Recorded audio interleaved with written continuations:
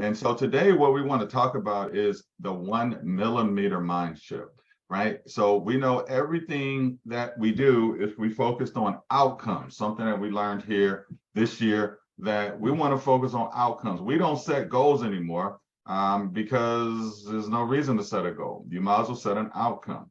And so here's some of the outcomes that buyers, sellers, and agents and loan officers are looking for. A buyer wants what? An outcome of what? Finding the purchasing the perfect home, which we all know is an 8 out of a 10. There's no such thing as a home that's a 10 out of a 10.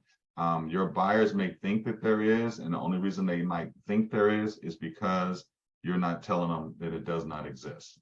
Even if they build a home from the dirt all the way up, I've done it so many different times, they're going to forget to include something like heated floors in the basement, right? Because they'll forget something.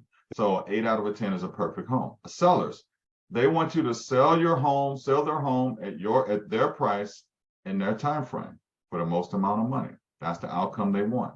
And then agents and loan officers want to close X amount of deals and make X amount of income. So we have to make sure, which is something that we were focused on really big time in the last 4 months. Those of you guys that are part of our Eagles group, we're always open to having all you guys be part of our Eagles group that have read the book, The 12-Week Year, and we have started to implement that process. So anytime there's an outcome, you guys see a picture of the elephant down here. And this is a technique calling like breaking the elephant down, eating the elephant. Everything starts with a big outcome. We have a big outcome, and then we break it down into sections. Like those are our tactics and actions that we all do for the 12-week year, those of us that are in the Eagles group.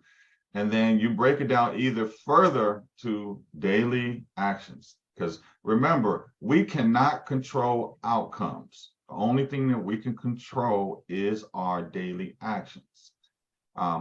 You cannot control the outcome. No matter what you try to do, the outcome can go 100 different ways.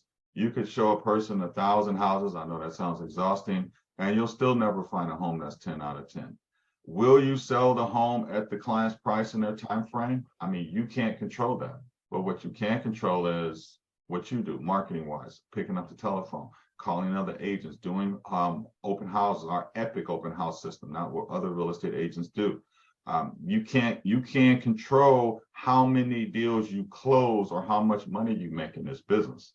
But as a salesperson in this business, what you can do is you can control the actions that it would take plus 20% to close the amount of deals that you want to close and the amount of money that you want to make, right? Because you can charge more, you can get more clients, you can ask for referrals. There's all kinds of ways to close more deals. You could have a past client referral system, which 95% of salespeople do not have, which is mind-blowing because 80% of your sales comes from your 20% of your past clients, bring you 80% of business. And most people in the real estate realm and or mortgage field, they don't have a past client referral marketing system that goes out to their clients to keep them top of mind. That's why when we go do listing appointments, we didn't sell them the house. You guys that have went on a listing appointment with me know that when I go in the house, I'm saying, hey, I did not sell you this home, but I'm here. That's not your fault. That just means the last person probably didn't keep up with you, because I'm not from Georgia, right? And if somebody's been living in the house for 20 plus years and I didn't sell them the house, most of the time I didn't sell them the house. So, and most of the time you guys haven't sold the house as well either. All right, so remember, we're controlling our daily actions. You never can control your outcomes. Who was a parent here besides me? Who's a parent here besides me? Okay. Me. Right. You're going to do everything in your power to guide your children down the right road. But I can promise you this from a man that has 4 kids, maybe 1 out of 4 will follow exactly what you want them to do.